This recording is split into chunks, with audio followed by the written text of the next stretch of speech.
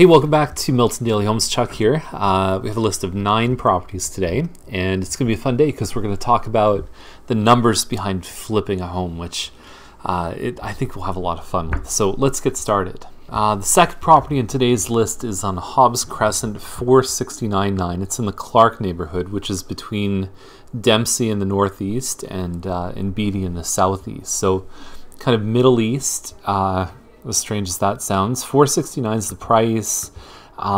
They put the square footage in this listing. True square footage is anything above grade, not including the garage. So closets, staircases, floor space, that's all fair game. But they put the square footage as being the total.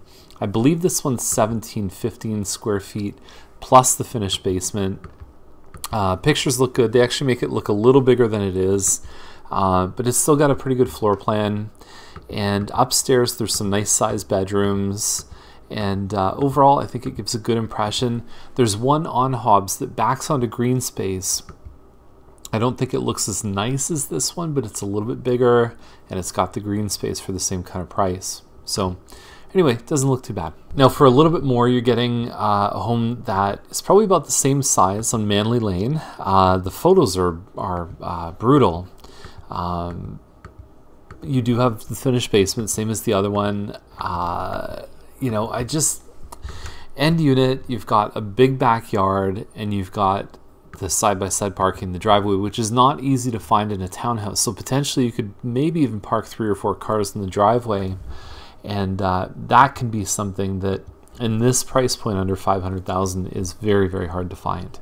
We've got one on Governors. Same model has been listed on Cabot Trail, I think for $510 or $515. This one blows that one out of the water. It's in better shape. It's the same model.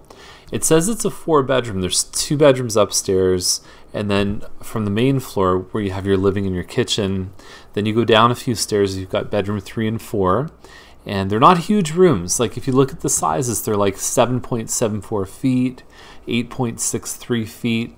Not much bigger than a bed and maybe a dresser that you can fit in those rooms, but there's still 4 bedrooms, and then you've got a lower level, so it's a 4-level back split, which you'll see in the description.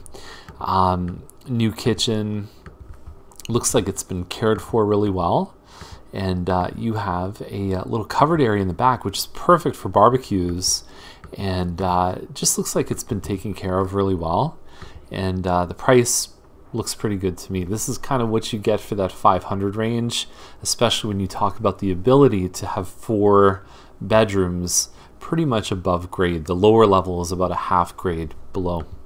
Good, so now we come to the flip on Rose Heath. $515 is the asking price, and so I'll show you the photos here, and then we'll go through some of the original photos. New appliances, just that I'll kind of let you know the floors have changed. They have changed the bathroom. So originally there was a brown tile here, and then you've got a basement with a laundry area, which doesn't really pay off too much. So I don't know at what level. They don't look like they're very expensive cabinets. And then you've got your 30 by about 105 foot lot, but the house is a lot longer, so you don't get much bigger yard than you'd find with a newer home. But for this size of home, it's probably going to cost you $530, $540 if it's brand new. Here's the original shots here, so you can see the old wood and melamine cabinets. And this home was purchased in February for $412. Okay, so let's look at the numbers here. And I had this all in my head, and I thought, let me put this down so you can actually follow it a little bit better. Maybe what I'll do is let me increase the size of this document, and there we go. Okay, so they paid $412 for it, closed February 25th. If this was a flip, maybe it wasn't, but if it was, 2% closing costs on the purchase, so we put that at about $8,000. So now you're at $420. So what we're looking at, how much profit is really here on a flip? Cost to renovate, I figured it was about $30,000. I broke it down about $5,000 in kitchen cupboards, $1,500 for the laundry area, or even just new laundry machines. They look new. Kitchen cupboards, $100 to $200 a door, and the kitchen is probably going to equal out to about $5,000, maybe more, maybe less, although it's usually not less for kitchen cupboards. Countertops, maybe $3,000, flooring, lighting, bathroom reno, $4,000. Now the bathroom might be $5,000. I'm just looking at it from an outsider's perspective. Maybe there's very little to do with landscaping, but you can almost always count on it being more than you think. Let's use 30 for this example. Now you've got cost to sell, and so a lawyer is going to cost you $1,000. Real estate fees, I usually put 3 to 5%. You're going to pay 2 agents when you're selling a home. You're not paying an agent when you're actually buying. So that could be $18,000 to $30,000. Interest only loan from February till August if they did that. If not, there could be a mortgage penalty there, but interest only. You're not paying anything towards the principal. You're just basically covering that, which would be $1,000 minimum. So you're probably $8,000 to $10,000 in just interest cost on your loan or carrying cost. You also have property taxes, which I haven't put in here. So the sale price, if they can get $515 and a really, really nice home on that street, similar to this one, sold at $467 in the last few months. So it's up for debate. Maybe it's really nice inside. Maybe someone will fall in love with it. But your expenses, I mean, just from these numbers here, you're probably at $485. That could be $475. It could be $495. But for a rough calculation in my head, that spits out a $30,000 profit after everything's said and done. It's now under a corporation, which makes me believe it is a flip. That's a long time from February to August to be working on a home. Anyway, under a corporation, your tax is going to be different. But if it's an individual buying this home, you're going to have capital gains, you're going to have income tax. So you could be 15 to 40% of your profit gone just in tax. So the net after tax, $20,000, is it worth it? Is it really worth it? What if the market changed? What if, they can't get $515? What if there's a lot of competition at the time that they're listed? If there's a bad sale on the street, someone's divorcing or job change, and it kind of lowers the market a little bit.